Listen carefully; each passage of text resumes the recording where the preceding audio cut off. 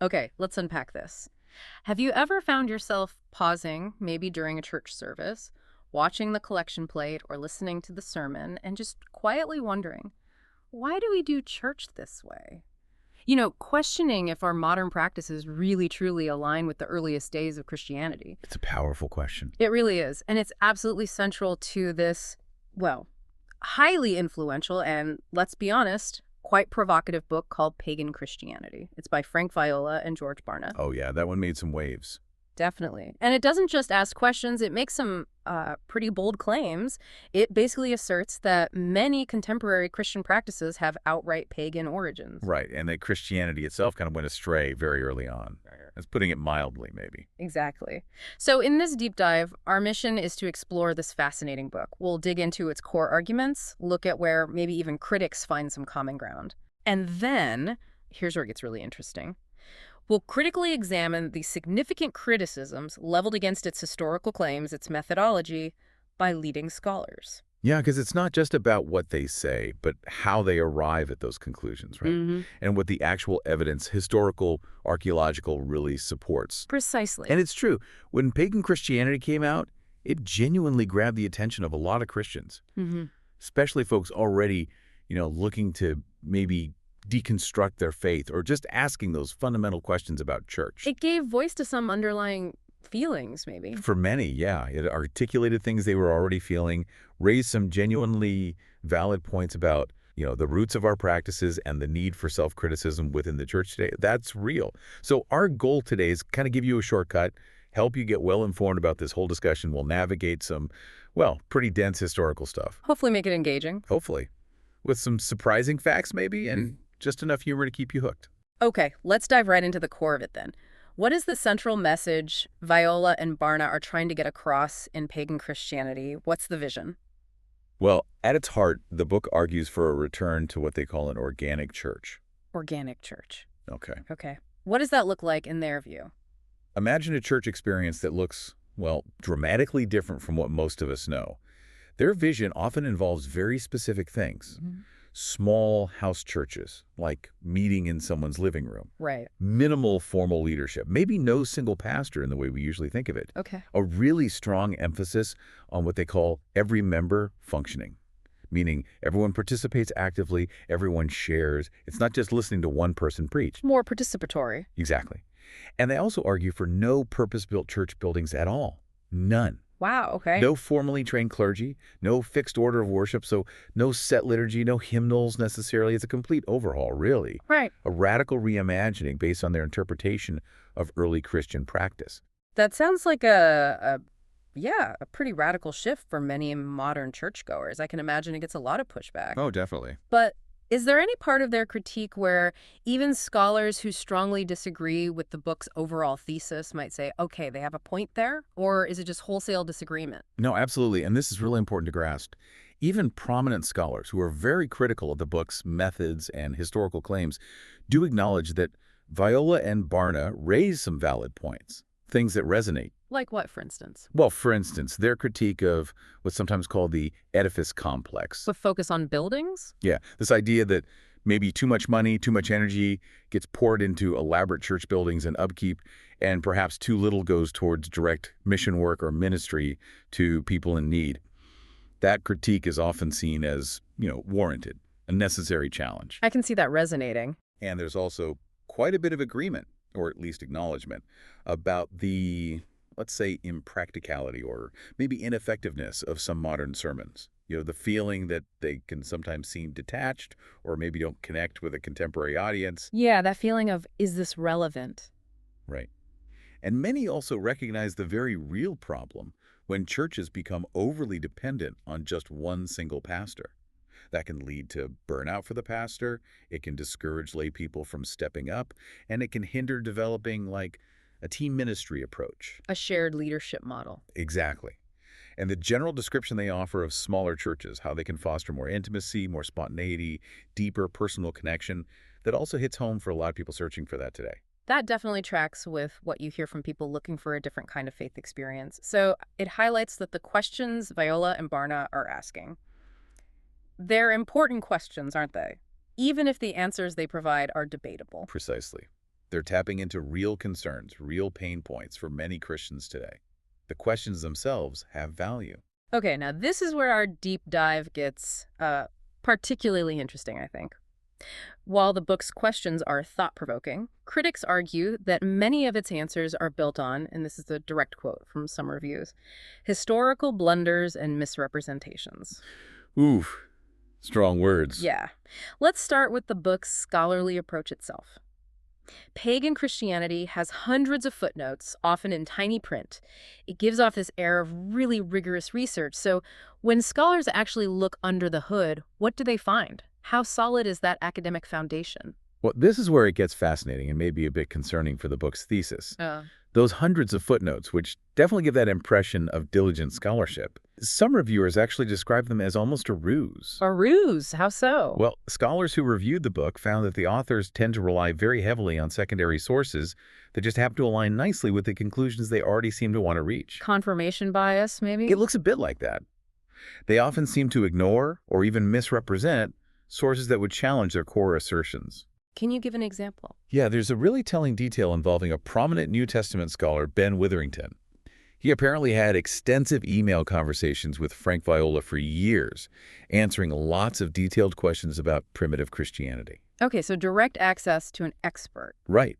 Yet, remarkably, not a single one of Witherington's answers, nor any of his published scholarly works, actually appear in the book's bibliography. Wow. It strongly suggests a very selective use of sources. Like, they asked the questions but didn't include answers that didn't fit their narrative.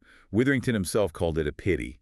That does seem selective. And another major issue critics point out is a reliance on scholars who are either, well, outdated or more like generalists rather than the leading early church historians actively working in the field today. Like who? For example, Philip Schaff. He was a genuinely respected 19th century theologian, a brilliant mind for his time. He's cited over 20 times in the book as an expert on the primitive church. Okay, sounds impressive. But here's the thing. Citing Schaff for cutting-edge early church history today is, well, it's a bit like using a 19th century medical text to diagnose an illness now. Scholarship has moved on significantly since the 1800s. Modern historians in this specific field rarely cite him as a primary authority anymore because so much more evidence and analysis has emerged. So using outdated authorities gives a skewed picture. It can, yes. And then there are cases where sources seem to be directly misrepresented. One reviewer highlighted how Viola cites the historian Robin Lane Fox to paint Emperor Constantine primarily as a high priest of paganism. Okay. But if you actually read Fox's work, it offers a much more balanced, nuanced view of Constantine. Fox discusses his complex role, the huge challenges he faced trying to unify a diverse empire, his cautious, often strategic approach to promoting Christianity, especially since his army and ruling class were still largely pagan. The book simplifies this complex figure drastically. So it sounds like the foundation, the scholarly apparatus, isn't nearly as solid as all those footnotes might make it seem. That's the argument from the critics, yes. Which, of course, raises a massive question. If the approach is questionable how they cite sources, who they choose to rely on, then what about their actual historical claims? How do those hold up?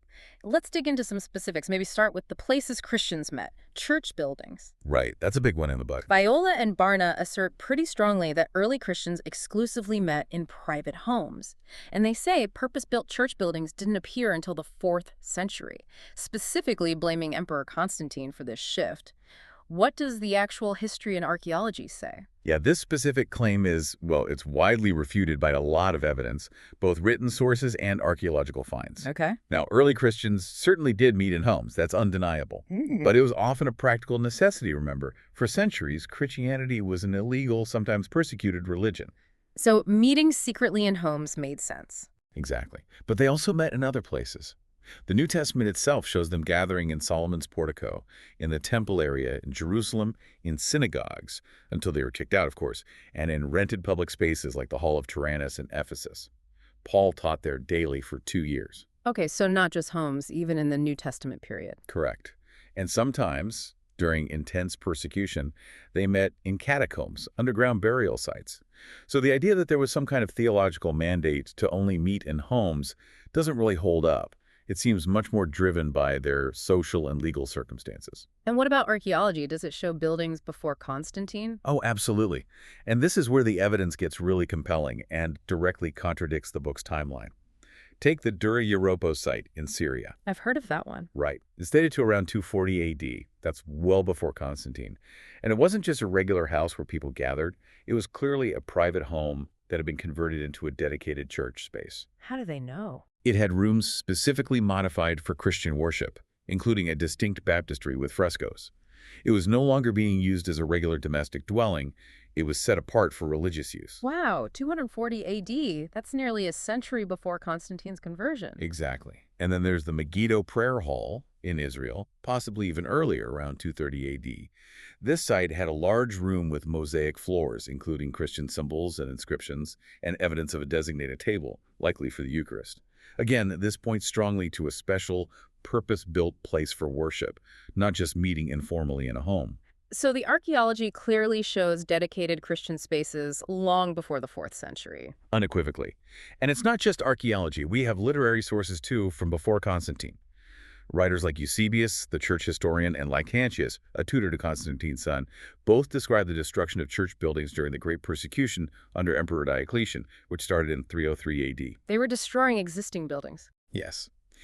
They describe these buildings as very lofty and spacious. Lactantius gives this vivid account of the church in Nicomedia, the imperial capital at the time, being leveled. He calls it a very lofty edifice, visible from the palace. Constantine himself would have witnessed this persecution and destruction. So when Constantine came along... Right. Later, in the famous Edict of Milan in 313 AD, Constantine didn't invent church buildings. He ordered the restoration of properties that had been confiscated from Christians, specifically mentioning places appropriated for their religious assemblies. So he was returning buildings that already existed? Precisely. The evidence, both archaeological and literary, clearly indicates that dedicated church buildings existed well before Constantine. His actions were more about legitimizing and restoring, not initiating. Wow. Okay, that's a huge divergence from the narrative presented in Pagan Christianity, painting Constantine as the father of the church building. It really is. The historical consensus is quite different. So what about other aspects they criticize heavily, like leadership structures and sermons? Right. They make some very strong claims there, too. They argue the primitive church had basically no hierarchy, and that the role of the modern-day pastor is actually an obstacle to real Christian community. An obstacle? Yeah, and they claim there's not a single verse in the New Testament that supports the existence of the modern pastoral role.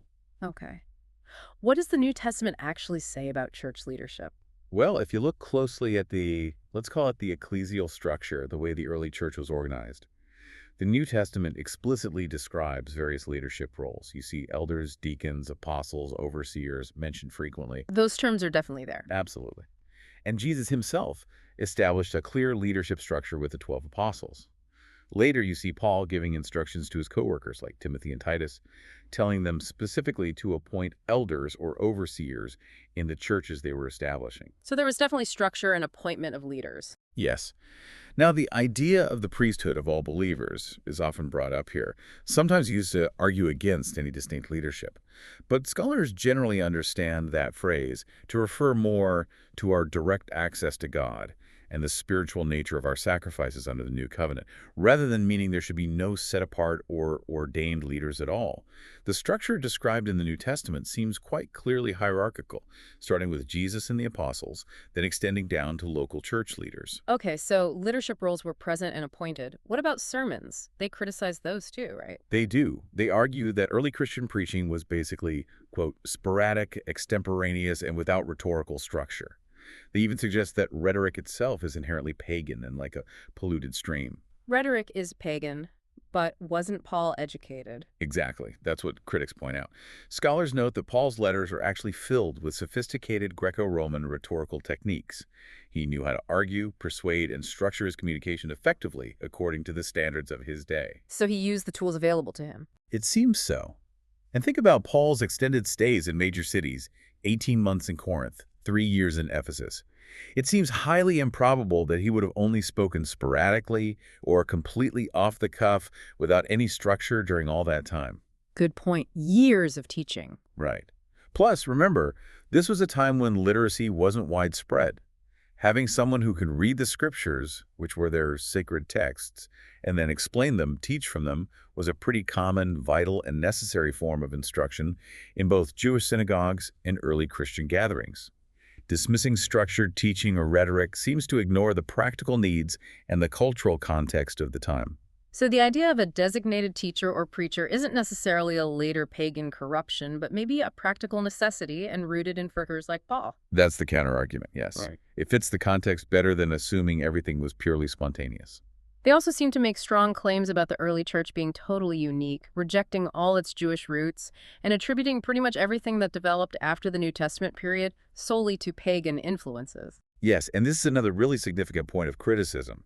Reviewers frequently point out the book's apparent ignorance, as one put it, of the Jewishness of early Christianity. They disconnect it too much. It seems so. Hmm. The book tends to present early Christianity almost as if it sprang up in a vacuum, completely separate from its deep Jewish origins. But that's just not historically accurate. Jewish Christianity, various forms of it, continue to exist and have influence well into the 5th century. So many early practices might have Jewish roots, not pagan ones. Exactly. Many practices that developed later, which Viola and Barna might label pagan, could potentially be better explained by the profound Jewish background of Jesus and the first apostles and believers. They were Jews living in a Jewish context initially. They often continued meeting in synagogues, remember, until tensions led to their expulsion. Right, that context is crucial. And the book also seems to overlook the simple fact that the early church was often a persecuted minority group. They had to adapt their practices to survive and function within their specific social setting. Like meeting in homes because it was safer? Precisely. Meeting in homes or using existing structures was often a practical response to being an illegal or marginalized group. It doesn't automatically mean they were establishing a permanent, unchangeable blueprint for how church must be done for all time, in all cultures, regardless of circumstances. It's easy to romanticize the pure origin point and accidentally strip away the real, complex historical and cultural context. It sounds like ignoring the Jewishness and the social reality of persecution leaves out huge parts of the story. It really does. Early Christianity emerged from deeply Jewish soil and faced intense external pressures. You can't understand its development without considering those factors. What about their critique of things like sacred space or holy persons? They seem to argue these concepts are inherently pagan intrusions into a purely spiritual faith. Yes, Viola and Barna claim that at its very birth, Christianity had absolutely no sacred objects, no sacred spaces, no concept of holy persons. They criticize what they term high church worship, anything with a strong sense of liturgy, mystery, reverence, as essentially pagan. But weren't early Christians called saints? Exactly. If you read Paul's letters, he repeatedly calls the believers holy ones. The Greek word is hagioi, which is where we get our word saints. So the idea of Christians being a holy people set apart for God is right there in the New Testament. The concept of holy persons isn't absent at all. Okay. And what about sacred space? Well, think about Jesus himself. He worshipped in synagogues. He worshipped in the temple in Jerusalem, which he famously called my Father's house, or the house of God. He clearly regarded the temple as a special sacred place, even while critiquing abuses there. So he didn't reject the idea of sacred space outright? It seems not. Critics argue that completely desacralizing worship, dismissing any sense of the holy, the set apart, or reverence associated with the place or time, is actually an overreaction. Elements of mystery, majesty, awe, and reverence in worship are deeply embedded in parts of the New Testament itself. Where do we see that? Think about the descriptions of worship in the book of Hebrews, or the visions of heavenly worship in Revelation. Think about Paul's very serious instructions in 1 Corinthians regarding how to observe the Lord's Supper with reverence and self-examination. The idea that a specific space, whether it's a catacomb where martyrs are buried or a traditional church building designed to minimize distractions, can help evoke reverence and focus for worship isn't necessarily unbiblical or automatically pagan. It's often about creating an environment conducive to encountering God. So the criticism might oversimplify the New Testament's own view of holiness and reverence. That's the argument, yes. Yeah. That it throws the baby out with the bathwater, perhaps. We've covered a lot of ground here today. We've looked at Viola and Barna's compelling questions, the ones that really resonate with people's experiences. But we've also delved into some pretty substantial criticisms regarding their scholarship, their use of sources, and the historical accuracy of their claims about things like buildings, leadership, and origins.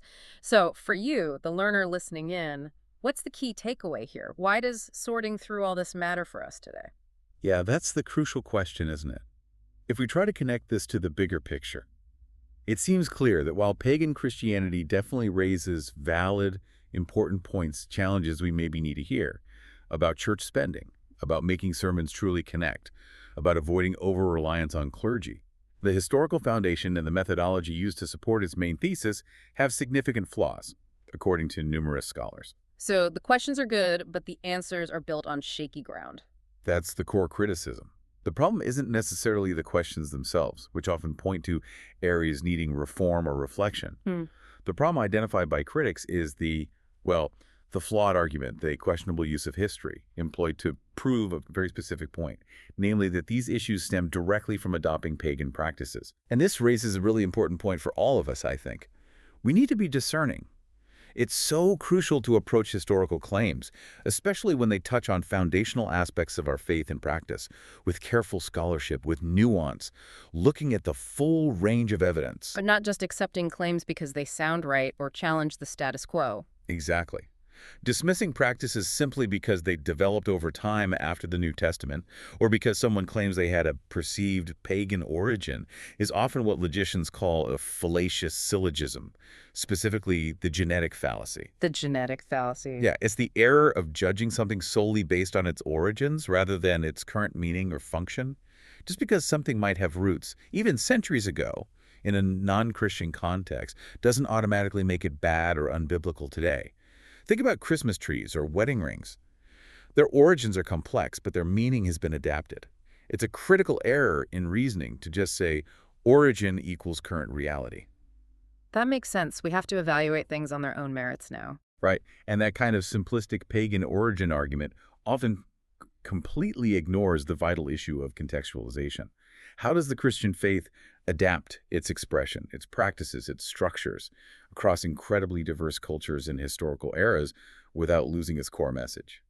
That's a complex, ongoing process. So the goal isn't necessarily to perfectly replicate a snapshot of the first century. Probably not, no. The goal isn't to jettison everything that isn't explicitly commanded in a very narrow reading of the New Testament, but rather to understand how God has worked through the church's incredibly complex history, both the messy institutional parts and the spirit-led movements, to bring renewal and reach people across time. We need to avoid what some call historical myopia, being so focused on one point in the past that we miss the bigger picture, and also avoid anachronism, imposing our modern ideas and assumptions onto past situations where they just don't fit. That's certainly a lot to consider. This whole deep dive into pagan Christianity really underscores that while asking critical questions about our church practices is vital, maybe even necessary, finding reliable answers requires careful, nuanced scholarship.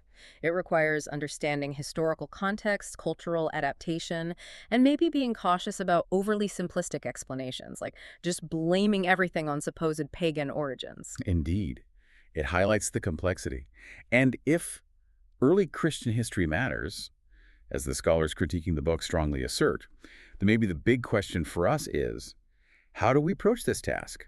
How do we discern practices that are truly rooted in biblical principles versus those that are perhaps helpful cultural adaptations without falling into those traps of historical nearsightedness or judging the past by present standards? That is definitely food for thought, a continuous process of learning and discernment, maybe. I think so.